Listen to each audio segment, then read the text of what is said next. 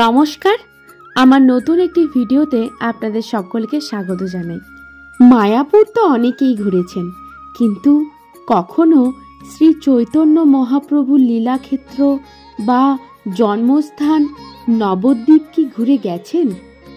আমাদের মধ্যে এখনো অনেকেই আছে যারা শুধুমাত্র মায়াপুর এসেই ঘুরে চলে যান, কিন্তু এই নবদ্বীপই ছিল একসময় বাংলার রাজধানী। গোটা বিশ্ব এই নবদ্বীপকে চেনে লাল দই এবং তাঁতের শাড়ির কারণে।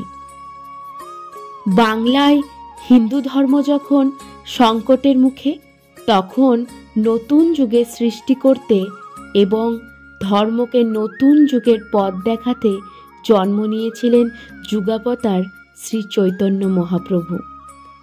আজকের এই ভিডিওতে আমি আপনাদের ঐতিহাসিক স্মৃতি বিজড়িত কিছু নবদ্বীপের দর্শনীয় স্থান ঘুরে দেখাবো।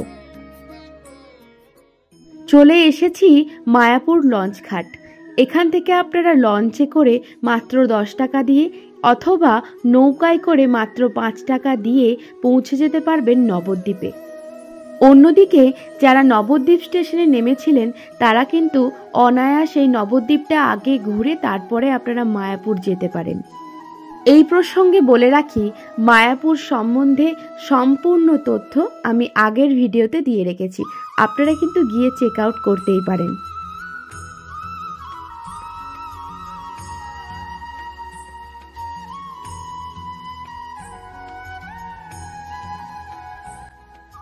লঞ্চ থেকে নেমে পড়েছি এবং একটা টোটোও ধরে নিয়েছি। মাত্র 200 থেকে 250 টাকার মধ্যে আপনারা টোটো ভাড়া করে এখানকার মোটামুটি 7 থেকে 8টা মন্দির ঘুরে দেখতে পারবেন। আজকের এই ভিডিওতে সবকটা ঐতিহাসিক স্থান না পারলেও বিশেষ কিছু ঐতিহাসিক স্থান আপনাদের অবশ্যই ঘুরে দেখাবো। তার মধ্যে প্রথমেই রয়েছে নিমাইয়ের জন্মস্থান, অর্থাৎ জগন্নাথ মিশ্রর বাড়ি। নিমাইয়ের জন্মস্থান নিয়ে অনেক বিতর্ক রয়েছে। অনেকেই বলেন মায়াপুরে শ্রী শ্রী মহাপ্রভু জন্মগ্রহণ করেন, কিন্তু আবার অনেকেই বলেন নবদ্বীপে। কিন্তু ঐতিহাসিক পুরাণ মতে বলা হয় নবদ্বীপেই আসল জন্মস্থান মহাপ্রভুর। নবদ্বীপের চারিদিকে বিভিন্ন জায়গায় ছড়িয়ে ছিটিয়ে রয়েছে শ্রী শ্রী মহাপ্রভুর লীলাক্ষেত্রর নানা ইতিহাস। সামনেই রয়েছে নিম গাছ, আর তার তলায় রয়েছে মন্দির, যেখানে জন্ম হয়েছিল শ্রী শ্রী চৈতন্যদেব মহাপ্রভুর। নিম গাছের তলে জন্ম হয়েছিল বলে তার নাম নিমাই। এখানে সচী মায়ের কোলে নিমাই লালিত হচ্ছে।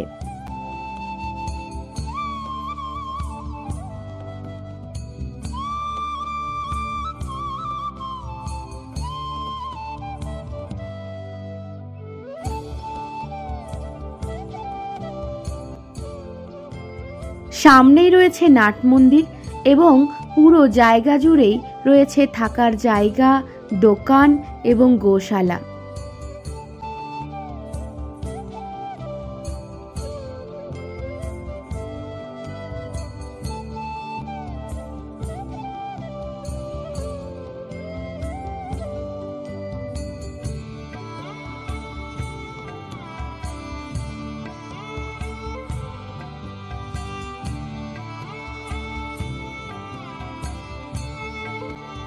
এই নাট মন্দিরে শ্রীকৃষ্ণ এবং রাধা বিরাজমান।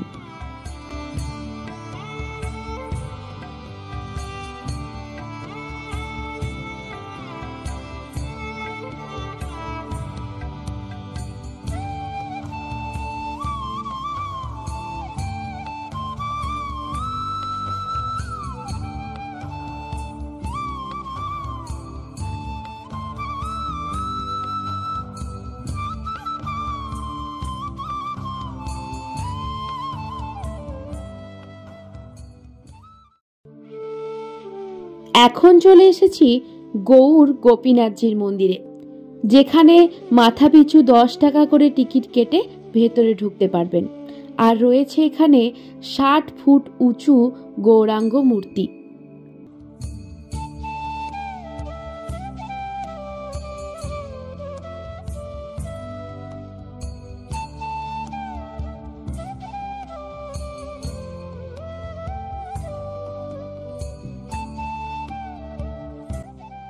সামনেই রয়েছে একটা আর্টিফিশিয়াল গুহা, যে গুহার মধ্যে দিয়ে প্রবেশ করে আমরা পৌঁছে যাব গৌরাঙ্গ মূর্তির কাছে।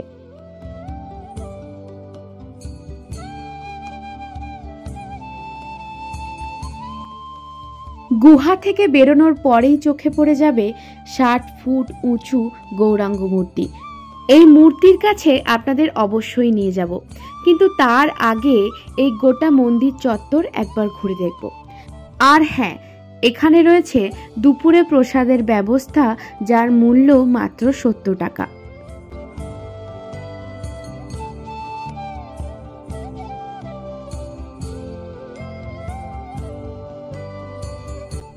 গোটা মন্দির চত্বর জুড়ে চোখে পড়বে মহাপ্রভু শ্রী চৈতন্যদেবের জীবনের বিভিন্ন কাহিনী।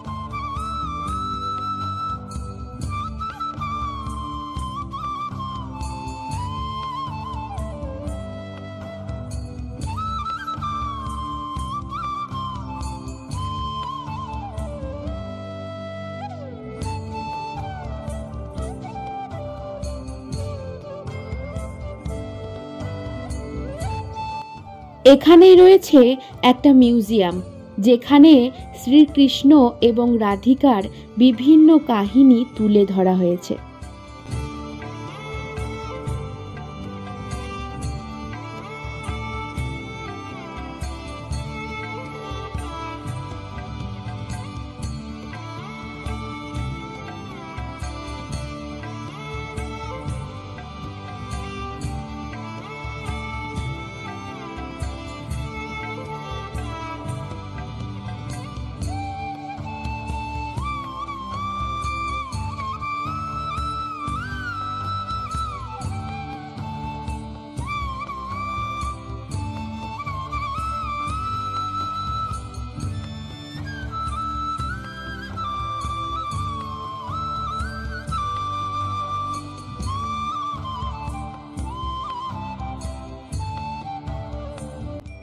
নররাক্ষসের মূর্তি দেখে যেমনটা ভয় পেয়ে গিয়েছিলাম, ঠিক তেমনই পাশে রয়েছে দুলন্ত গোপালের মূর্তি, যে মূর্তিটা দেখে সমস্ত ভয় কেটে গেল।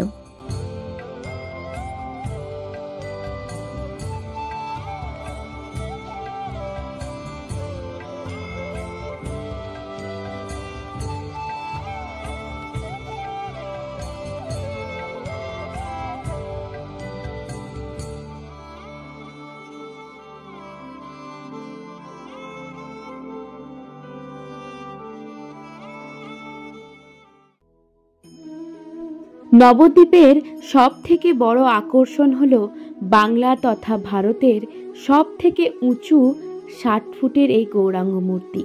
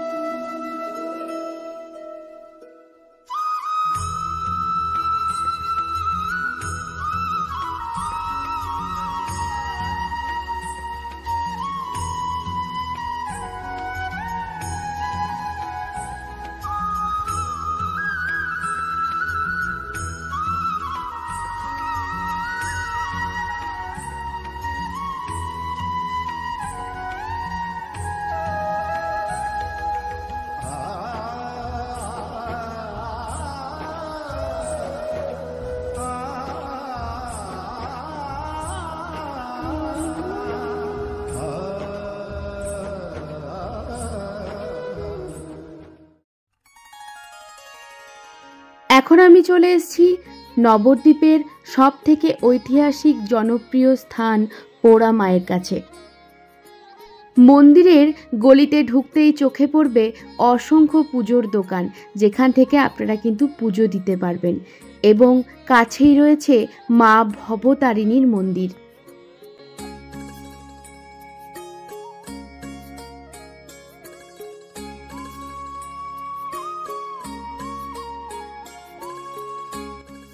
শ্রী চৈতন্যদেব মহাপ্রভু রোজ সকালে স্নান করে এই মন্দিরে প্রণাম করেই বিদ্যাস্থানে যেতেন।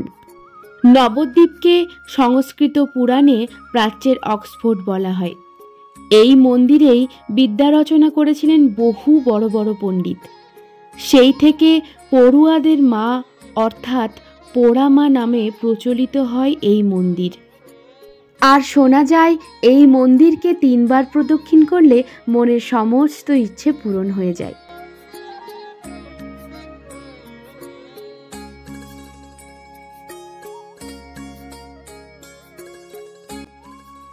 এবার চলে আসি নবদ্বীপের সবথেকে বড় আকর্ষণ নবদ্বীপের লাল দই, যেটা ছাড়া আমাদের নবদ্বীপ আসাটাই অসম্পূর্ণ। লঞ্চ ঘাটের পাশেই রয়েছে অতি পুরনো অর্থাৎ প্রাচীন দোকান রামকৃষ্ণ মিষ্টান্ন ভাণ্ডার, যেখানকার দই কিন্তু নবদ্বীপের বিখ্যাত, তাই আপনারা ওখান থেকে ট্রাই করতে পারেন। আজকের ভিডিওটা এই পর্যন্তই। আশা করছি আপনাদের ভালো লেগেছে, আর যদি ভালো লেগে থাকে তাহলে অবশ্যই একটা লাইক করে দেবেন, এবং আশা করছি মায়াপুরের ভিডিওটাও আপনাদের ভালো লেগেছে এবং অনেক অনেক ভালোবাসা দিয়েছেন আপনারা। তো চেষ্টা করব আরও ভালো ভিডিও আপনাদের সাথে আনার। আর যদি আমার ভিডিওগুলো আপনাদের ভালো লাগে তাহলে অবশ্যই সাবস্ক্রাইব করে দেবেন আমার চ্যানেলটা, এবং পাশে থাকা বেল আইকনটা বাজিয়ে দেবেন, যাতে আমার ভিডিও আপনাদের কাছে তাড়াতাড়ি করে পৌঁছে দেয়। তো দেখা হচ্ছে নেক্সট একটা এক্সাইটিং ব্লগে। টাটা, সবাই ভালো থাকবেন, সুস্থ থাকবেন।